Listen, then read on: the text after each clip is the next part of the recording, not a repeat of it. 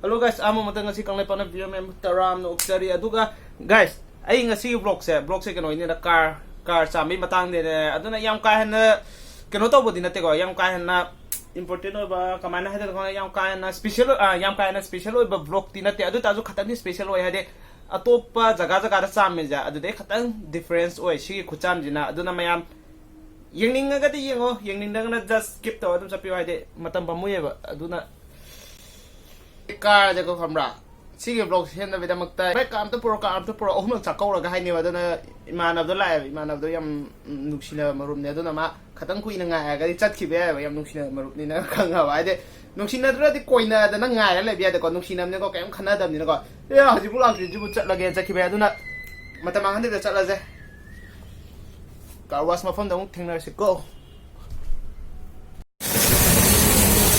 azuk lai ka di sabina cái đi sang này mua tay phải mua lần nè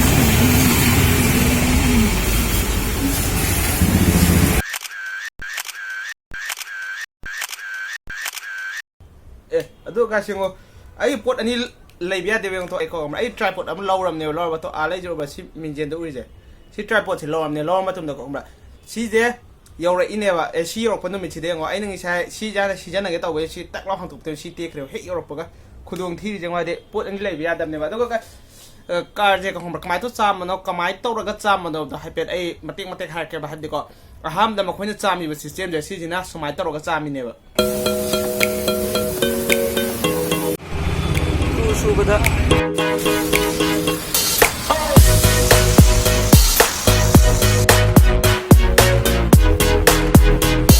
du lo ga guys je ko hun su ba yam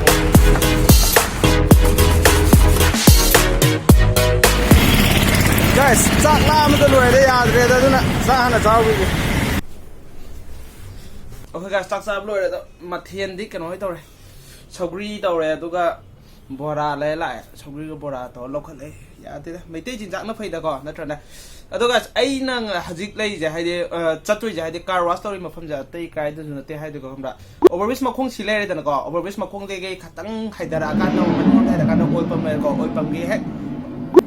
hanai urubu album du silai ko urubu album ne khatang hai da kan si de lai car wash aduga makhoi google sta dum search to phang ne moi location do si tha lai re si je dum nambi ra search to dum phangani si location do guys aduga haje manung gi loi gre duga mo mapa yo ma ho manung gi lo da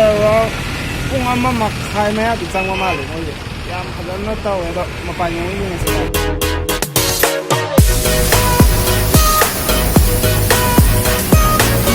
manga su da mo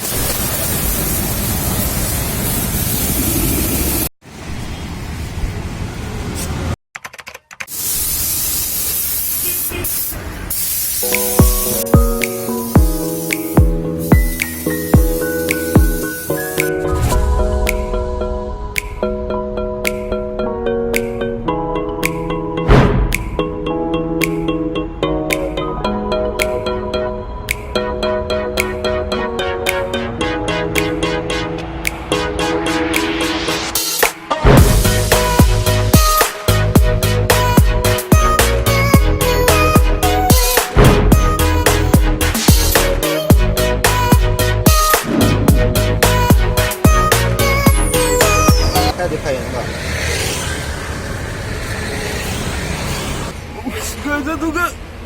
tara chuda mu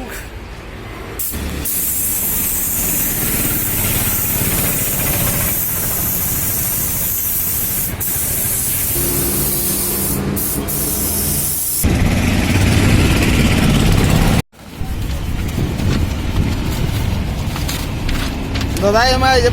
mà bạn long style ni mà tao đi gì? Upgrade chứ.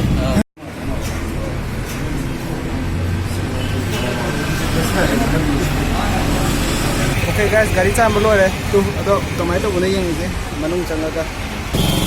Bye. Chalo lage.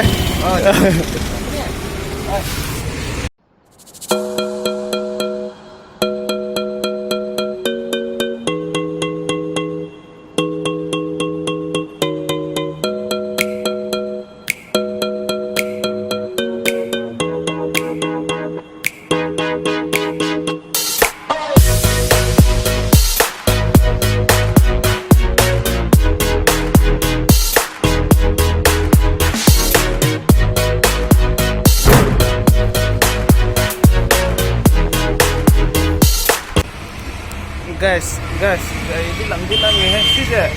best friend ni tak na beda makta. Adu mat na je khang dine wai ke harga. Smaina. Tage bogi ngaksam da siva lik to thadu pa sungya ya trabra lighting chang da na bra. Sigi lik chai. Lighting chang da na bina te si kem yaute. Khudu ba chaw ma ha pe Kudu ba chaw ma happe aduga silik marum je sibane sije khadu bu di ya da lighting chang da na te kem na te pam ja bai sibane ado si jo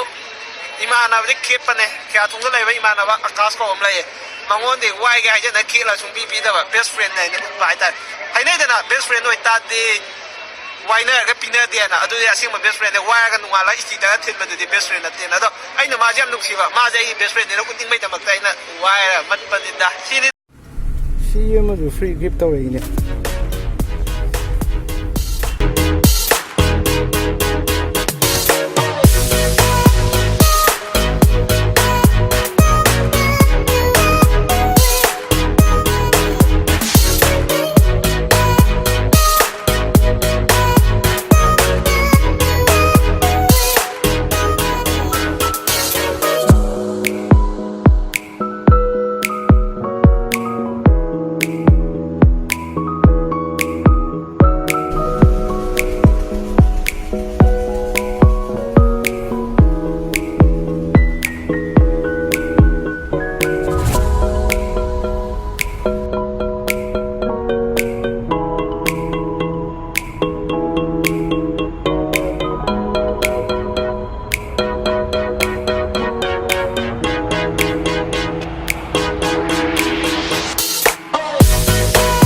Guys, ini Ngashigi vlog matik ama matang saya vlog saya bersama bye bye. Matik vlog lagi yang punya tina sikok.